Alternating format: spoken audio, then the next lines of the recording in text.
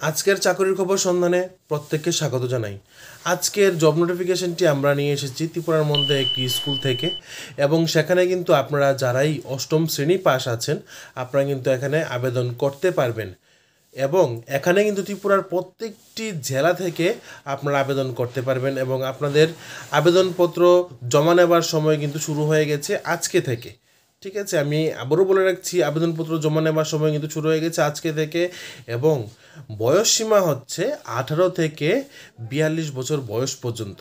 ঠিক আছে, তাহলে আপনারা যারাই উপযুক্ত আছেন এই চাকরিটার জন্যে আপনারা কিন্তু অতি সত্বর এই চাকরিটার জন্য অ্যাপ্লাই করুন, তা না হলে কিন্তু দেরি হয়ে যাবে।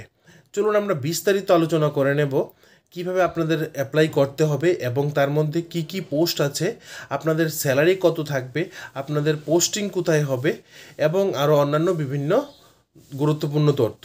তার আগে আমি আপনাদের কাছে বলতে চাই, আপনারা যারাই আমাদের চ্যানেলে নতুন আছেন আমাদের চ্যানেলকে এখনই শেয়ার করুন, সাবস্ক্রাইব করুন এবং নিচে দেওয়া বেল আইকনে প্রেস করুন। কারণ কেন, আমরা যখনই কোনো ত্রিপুরা রাজ্যের সরকারি, বেসরকারি, স্থায়ী, অস্থায়ী চাকরির খবর আপনাদের সামনে তুলে ধরব, আপনাদের মোবাইলে যেন সর্বপ্রথম চলে যায়।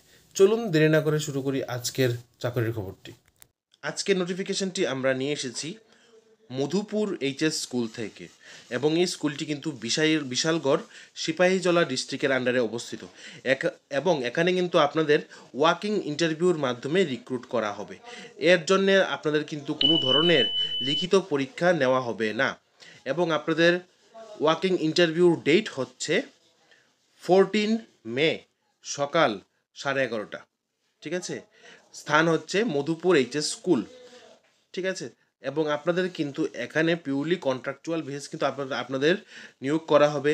তারপর যদি আপনাদের পারফরমেন্স ভালো হয় তাহলে কিন্তু আপনাদের ওই চাকরিটাকে কিন্তু আবার বাড়ানোও হবে।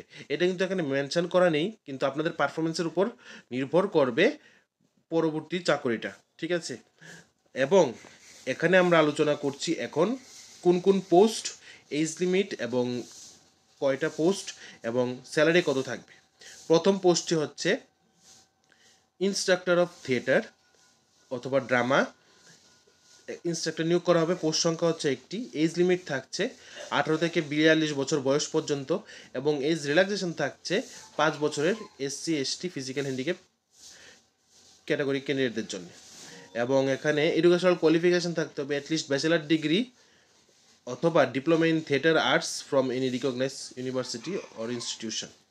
এখানে আপনাদের স্যালারি থাকবে ₹200 per hour, maximum 330 hours in a month. আপনাদের এক মাসে 30 ঘন্টার বেশি ক্লাস দেওয়া হবে না, ম্যাক্সিমাম 30 ঘন্টা ক্লাস দেওয়া হবে, এবং পার আওয়ার আপনাদের স্যালারি থাকবে 200 টাকা। তারপর পরবর্তী পোস্টটি হচ্ছে আয়া। এখানে আয়া বলতে আপনারা যারা জিডিএ কোর্স করেছেন আপনারাও কিন্তু এখানে আবেদন করতে পারবেন। এখানে পোস্ট সংখ্যা হচ্ছে একটি। এজ লিমিট সেম, আগে যা বলেছিলাম 18 থেকে 42, এবং ক্যাটাগরি ওয়াইজ ভাগ করা আছে 5 years relaxation SC ST physical handicap category ক্যান্ডিডেটদের জন্য। এবং এখানে কিন্তু 8 পাস হলেই কিন্তু এখানে আপনারা আবেদন করতে পারবেন। আপনাদের এখানে স্যালারি থাকছে 5,000 টাকা পার মান্থ। তারপরের পোস্টটি হচ্ছে ক্লিনার। এখানে পোস্ট সংখ্যা হচ্ছে একটি, এবং এখানে এজ লিমিট আমি আপনাদেরকে বলে দিয়েছি 18 থেকে 42 বছর বয়স পর্যন্ত, এবং 5 ইয়ার্স এজ রিল্যাক্সেশন অ্যাভেলেবল আছে SC ST physical handicap category ক্যান্ডিডেটদের জন্য, এবং এডুকেশনাল কোয়ালিফিকেশন হচ্ছে 8 পাস। এখানে আপনাদের স্যালারি থাকবে 5,000 টাকা পার মান্থ।